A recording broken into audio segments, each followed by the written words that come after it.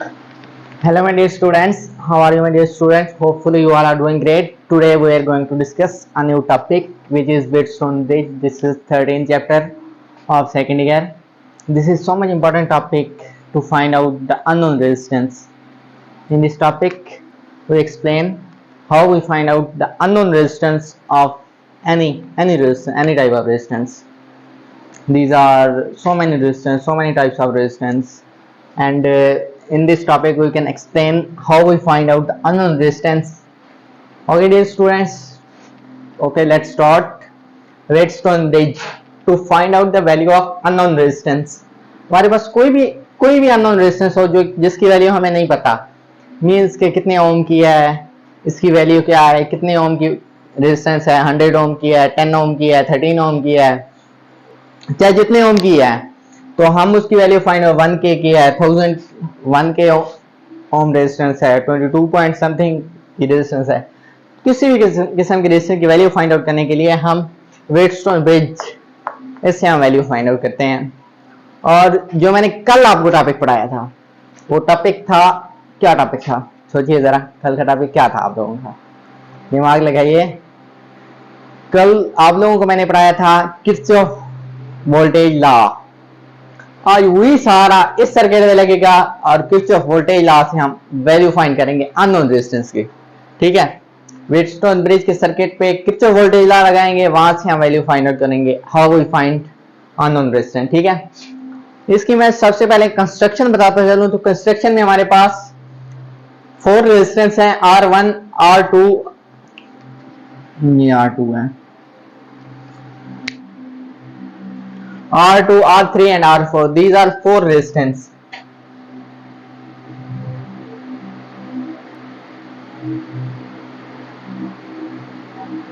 Four resistance.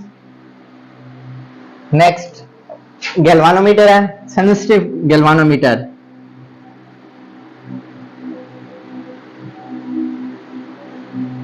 Galvanometer है, उसके बाद एक बैटरी है, सोर्स, एक स्विच है।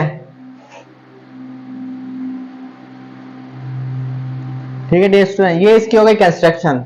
अब मैं इसकी सर्किट डायग्राम एक्सप्लेन करने की तरफ जाता हूं कि एक ब्रिज की तरह हमने 4 रेजिस्टेंस लगाई हैं, R1, R2, R3, R4, R1 के पैरेलल R2, R3 के पैरेलल R4। ठीक है, ये रेजिस्टेंस लगाई हैं हमने सर्किट में और इनमें से करंट फ्लो कर रहा है anti clockwise, I1 anti-clockwise, I2, I3, these are anti-clockwise flow in the circuit.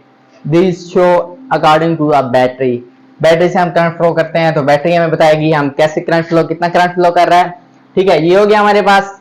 और हम इस सर्किट पे मैं अभी लगाने लगा हूं किरचॉफ वोल्टेज लॉ। ठीक है, ये मैं रब करता हूं, ये वाली चीज रब करके मैं किरचॉफ वोल्टेज लॉ लगाने लगा हूं। ठीक है dear students, Kirchhoff voltage law क्या होता है? Sum of algebraic sum of voltage change in a closed cycle or loop is equal to 0. Algebraic sum of closed loop or cycle, algebraic sum of voltage change in a closed cycle or loop is equal to 0. मैं पहली loop, इसको मैं loop 1 का name दे देता हूं, L1, L2, L3। ठीक है, मैंने R4 रेजिस्टेंस फाइंड कर लिया मिसाल के तौर पे। बैलेंस कंडीशन जब होगी ना, इसमें बैलेंस कंडीशन का आ जाता है, ज्यादातर शॉर्ट क्वेश्चन आ जाता है balance, explain balance condition of Wheatstone bridge. Wheatstone bridge की बैलेंस कंडीशन फाइंड आउट करें। बैलेंस कंडीशन हम कैसे फाइंड आउट करेंगे? बैलेंस कंडीशन हम ऐसे फाइंड आउट करेंगे कि जब हमारे पास रेजिस्टेंस लगी हो, हमारे पास सर्किट ऑन हो, स्विच क्लोज हो और गैल्वानोमीटर से करंट कोई भी डिटेक्शन शो ना कर रहा हो, ये होगी उसकी बैलेंस कंडीशन। ठीक है, वो रेजिस्टेंस की वैल्यू हम कैसे एडजस्ट करेंगे, किस तरह एडजस्ट करेंगे, वो भी मैं एक रेजिस्टेंस की कुछ वैल्यूज नोट डाउन करके कोई वैल्यू दे के वो मैं लास्ट में एक्सप्लेन करूंगा। अब मैं बढ़ता हूं इस पे किरचॉफ लॉ लगाने की तरफ।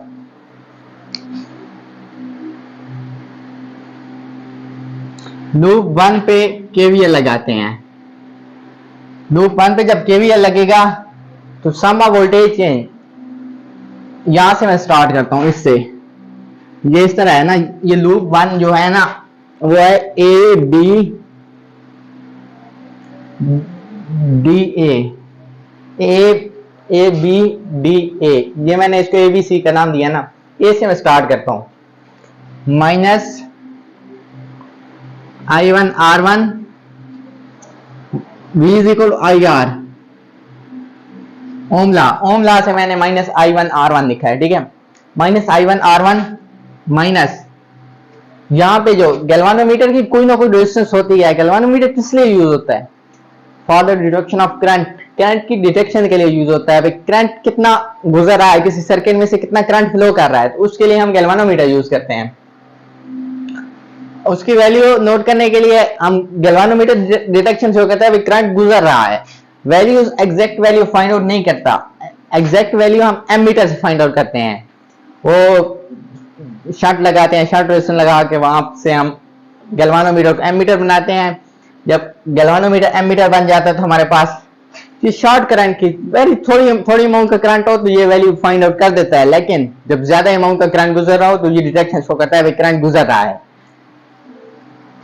अब आ गया केवीएल, मैं इस पे पहुंचा हूं केवीएल लगाने पे। यहां से मैं लिखूंगा जो करंट होगा ना minus I1 minus I2 RG, ठीक है। यहां पे मैं आया, यहां पे आया I3, यहां से गुजर रहा है, यहां I1 है, तो यहां पे minus I1 minus I3 R3 is equal to 0। ये मेरे पास आ गई एक इक्वेशन, क्वेश्चन नंबर 1। अब मैं लूप 2 पे केवीएल लगाता हूं। लूप 2 पे जब केवीएल लगाएंगे तो कैसे लगाएंगे, सोचिए जरा, दिमाग लगाइए। लूप 2 पे केवीएल लगा रहा हूं। लूप 2 कौन सी है? बी सी डी बी, ठीक है, बी सी डी बी। यहां पे मैं जब केवीएल लगाऊंगा, केवीएल कैसे लगेगा? मैं बी से स्टार्ट करता हूं, minus I2 R2 minus I2 minus I3 R4 minus, ये मैंने ये I1 I2 माइनस I3 लिखी है, ये I2 I3 रेजिस्टेंस के अक्रॉस करंट फ्लो कर रहा है। लूप 3 वाला करंट फ्लो कर रहा है, लूप 2 वाले रेजिस्टेंस के बीच में रेजिस्टेंस, तो I2 माइनस I1, जो अंदर वाला करंट होगा माइनस बाहर वाला, ठीक है। जिस लूप में हम खड़े होंगे वो वाला करंट माइनस बाहर वाला current, I2 minus I3 R4 minus. अब यहां पे मैं गैल्वानोमीटर पे आया हूं, गैल्वानोमीटर पे I2 माइनस I1 होगा। अब RG इज इक्वल टू 0। जब बैलेंस कंडीशन है हमारे पास, बैलेंस कंडीशन में तो करंट फ्लो नहीं करता ना,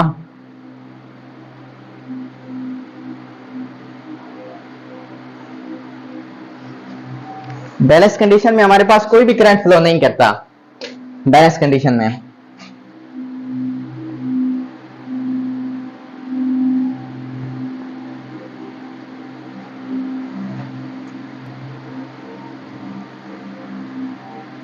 no current flow in galvanometer.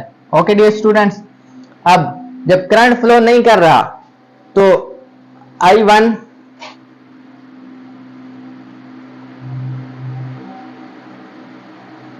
Minus I2 is equal to 0 होना चाहिए। I1 minus I2 is equal to 0। Resistance से जब करंट फ्लो नहीं, रेजिस्टेंस से जब कोई करंट फ्लो नहीं कर रहा तो ये वाली वैल्यू 0 होनी चाहिए। यहां से मैं I1 निकाल लेता हूं, इज इक्वल टू I2 आ गया। अब ये जो चीज है ये मैं यहां पे पुट करूंगा, RE तो खत्म हो गया ना, मींस के गैल्वानोमीटर से कोई करंट फ्लो नहीं कर रहा, तो यहां से तो ये तो चीज तो 0 हो गई ना, ये चीज, और यहाँ RG वाली 0 हो गई, ये चीज 0 हो गई। अब जो हमारे पास इक्वेशन बनेगी मैं इधर बना के दिखाता हूं आपको। Minus I1 R1 minus I1 minus I3 R3 is equal to 0। अब इस चीज को मैं इस साइड पे ले जाता हूं, ठीक है, इसी क्वेश्चन में नेक्स्ट स्टेप में जो करना है, नेक्स्ट स्टेप मैं इसी में डायरेक्ट कर देता हूं, ठीक है, ये डायरेक्ट हो गया। तो मैं इस चीज को माइनस में थी, उस साइड पे लेके इक्वल दरमियान में आ गया है। अब इस चीज को, नीचे वाली इक्वेशन को, ये इक्वेशन 3 हो गई हमारे पास, और minus I2 R2 is equal to, ये माइनस में पड़ी है उस साइड में जाएगी, प्लस में आ जाएगी, तो I2 माइनस I3 R4। ठीक है, ये हमारे पास 4 इक्वेशन आ गई। अब मैं दोनों इक्वेशनों को डिवाइड करता हूं। जब डिवाइड करता हूं I1 और I2 इक्वल है यहां से, तो ये इस चीज से कट जाएगी, ये इस चीज से कट जाएगी, तो ये हमारे पास आएगा R1 divided by R2 is equal to R3 divided by R4। This is the equation of Kirchhoff voltage law, sorry Kirchhoff voltage law नहीं, this is equation of Wheatstone bridge. Wheatstone bridge की equation है जब हमारे पास R4 हमने find करनी होगी। कहां पे लिखूं, चलें यहां पे लिख देता हूं।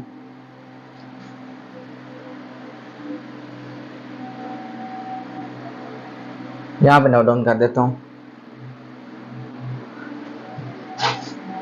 R1 divided by R2 is equal to R3 divided by R4। ये हमारे पास जनरल इक्वेशन आ गई। R4 जो हमारे पास है, ये हमारे पास अगर अननोन है, इसको मैं इज इक्वल एक्स का नाम दे देता हूं। अगर ये x है तो हम फाइंड आउट कर सकते हैं R1 divided by R2 is equal to R3 divided by x जब इधर आएगा R3 divided bye R1 multiply R2, ये हमारे पास बन गई। ये चीज आ गई हमारे पास। अननोन वैल्यू की डिस्टेंस की वैल्यू फाइंड आउट हो गई हमारे पास। अगर R4 हो, R3 हो, R1 हो, कोई भी अननोन हो, इस सर्किट में लगाएंगे तो हमारे पास अननोन की वैल्यू फाइंड आउट हो जाएगी। ठीक है, अब ये मैं रब करता हूँ, एक छोटी सी आपको मिसाल देता हूँ कि वैल्यूज हम कैसे फाइंड आउट करते हैं। बैलेंस, इसमें रेजिस्टेंस को कैसे बैलेंस किया जाता है, डिफरेंट रेजिस्टेंस को जो हम लगाते हैं सर्किट में, तो इन रेजिस्टेंस को बैलेंस कर। रेजिस्टेंस क्या चीज है? Resistance a position offered by the flow of current. Current में से, करंट कहीं से गुजर रहा है तो उसमें से रुकावट, लाइक हम कहीं पे बल्ब लगा दें, सर्किट से करंट गुजर रहा है, वहां पे बल्ब लगा दें, बल्ब लग गया तो रुकावट आ गई ना कोई, वो एनर्जी यूज करेगा ना, जो करंट होगा करंट को यूज करेगा ना, तो वो एक रेजिस्टेंस हो गई। और भी तरह के रेजिस्टेंस हम डिफरेंट सर्किट्स में लगाते हैं। कलर कोड कार्बन रेजिस्टेंस भी लगाते हैं हम डिफरेंट सर्किट्स में। तो ये मैं अब ये हो गया हमारा कंप्लीट। ये आप डेरिवेशन गौर से देख लें, जिन्होंने नहीं देखी ये आप गौर से देख लें डेरिवेशन और लिख लें, नोट डाउन कर लें। इस तरह किसी टीचर ने आपको नहीं समझाना जिस तरह मैं समझा रहा हूं। ठीक है, ये आप नोट डाउन कर लें। इक्वेशन वगैरह किरचॉफ वोल्टेज लॉ कैसे लगा, जहां से समझना है आप कमेंट में पूछ सकते हैं, कमेंट में पूछ लीजिएगा जहां से समझना है। और अगर हमारे साथ रब्ता करना चाहते हैं तो फेसबुक पे हमारा नंबर दिया गया है, व्हाट्सएप का, तो वहां से भी कांटेक्ट करके कोई ना कोई हेल्प चाहिए, अगर स्टडी रिलेटेड किसी किस्म की हेल्प चाहिए तो मैं आपकी हेल्प करूंगा इंशाल्लाह। उसकी तरह वो जो एग्जांपल मैं कह रहा हूं उसमें हम रेजिस्टेंस की वैल्यू फाइंड बता के, कोई ना कोई रेजिस्टेंस की वैल्यू रख के, और हम फाइंड आउट करेंगे अननोन वैल्यू की रेजिस्टेंस फाइंड आउट करेंगे, या बैलेंस कैसे करें जो आर दिया हमारे पास 0 हो। ठीक है, ये नोट डाउन कर लें। ओके स्टूडेंट, नोट डाउन कर लिया आप लोगों ने? ये मैं रब करता हूं।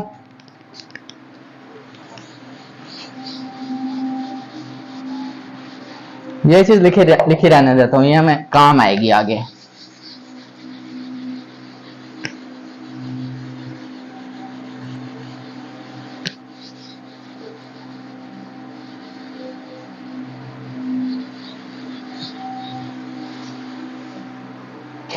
अब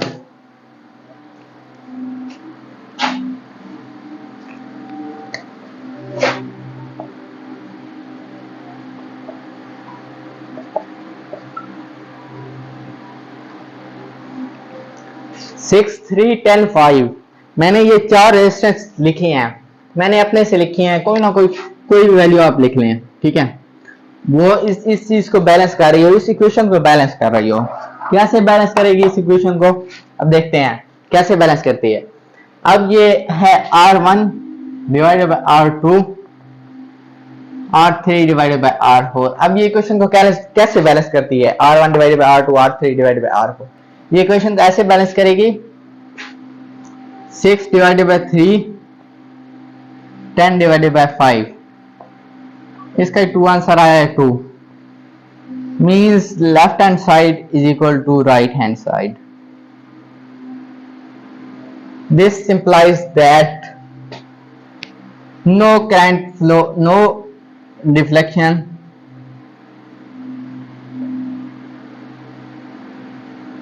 show galvanometer. राइटिंग क्वेश्चन नहीं आया. No deflection show galvanometer. Galvanometer से कोई करंट फ्लो नहीं कर रहा. तो this implies that we can find, अगर हमें R4 गिवन ना होती, R3 तक गिवन होती, R4 अगर हमने फाइंड करनी होती, R4 अगर हमने फाइंड करनी होती, अगर R4 हमने फाइंड करनी होती तो हम क्या करते? हम ऐसा करते, R4 अगर फाइंड करनी होती हमें तो हम ऐसा करते कि R1 6 divided by 3 is equal to 10 divided by x. x को इधर ले आते हैं, 10 डिवाइडेड बाय 6 मल्टीप्लाई 3. यहां से हम x फाइंड आउट कर सकते थे. अननोन वैल्यू की डिस्टेंस हम फाइंड आउट कर सकते थे इजीली. आप देख सकते हैं मैंने कैसे फाइंड आउट किया है. तो ये हो गया हमारा आज का टॉपिक वेटस्टोन ब्रिज. इंशाल्लाह मिलते हैं नेक्स्ट टॉपिक के साथ. और subscribe the YouTube channel for more updates. Best of luck my dear students.